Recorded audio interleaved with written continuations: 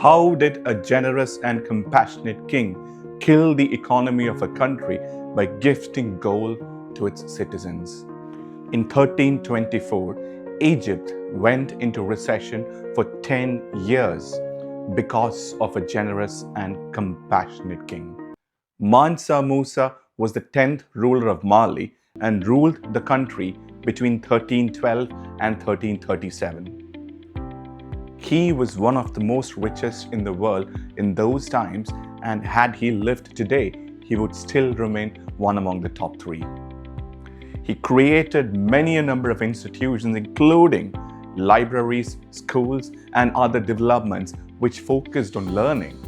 But he is known for his famous pilgrimage to Mecca in 1324, which resulted in the collapse of the Egyptian economy, which lasted 10 years. Mansa Musa's entourage had about 10,000 people and several thousand animals. These animals carried on their backs a lot of gold. When Musa entered Cairo, he gifted gold to each and every one that the economy was flooded with gold.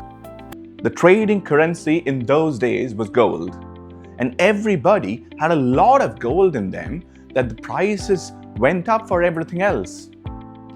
Every product in the market became so expensive that people could not buy any product with the gold they had, and the price of gold went down. What happened here? Was it Mansa Musa's generosity that killed an economy? Did he have clarity of thought as to what he is doing and what impact it would create in the society? Mansa Musa's generosity has an important lesson to teach us when it comes to effective communication.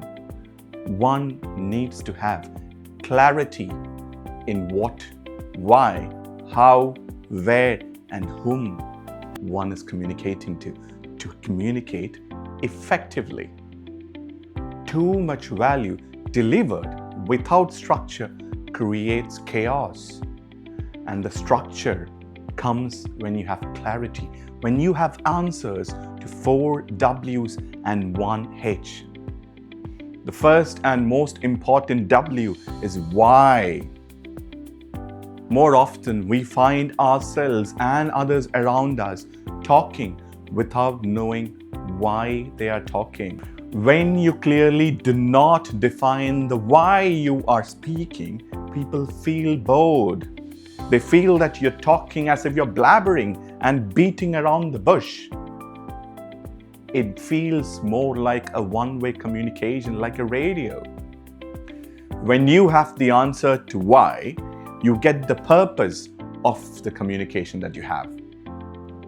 Define the why of your conversations. The next step in bringing clarity to conversations is by defining what. If your conversation has to feel relevant, you need to define what you're communicating. It shouldn't be like speaking to a fish on how to climb a tree. To become relevant with your words and actions, you need to define what you're communicating. The third aspect to bringing clarity to communication is when you define where you are communicating. Imagine yourselves communicating to people around you at a funeral service as to why Pluto is not a planet anymore. The words and language, the voice and modulations that you use needs to be in line with the circumstances to communicate effectively with clarity. Imagine yourselves at a live rock concert where everybody around is vibing to the energy of the music and to the atmosphere, and then you go up to them saying, "Your religious ideologies?" You need to have understanding to know if your audience is relevant to the topic that you're discussing with. Once you define the 4 W's, that's when you need to define how you communicate to people, the language that you use to communicate with people. It shouldn't feel like you're speaking on Shakespearean or Anglo-Saxon language to a 7-year-old child.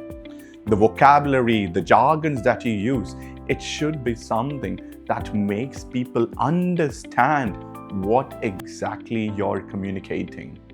When you define the 4 W's and 1 H, you will understand there is a sense of clarity in what you are communicating, why you are communicating, to whom and where you are communicating, and how you are communicating. That is one step closer to effective communication.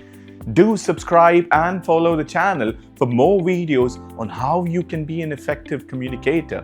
And I will see you in the next episode where we discuss a bit more about how to bring clarity to your conversations. See you in the next episode, Possible with JB.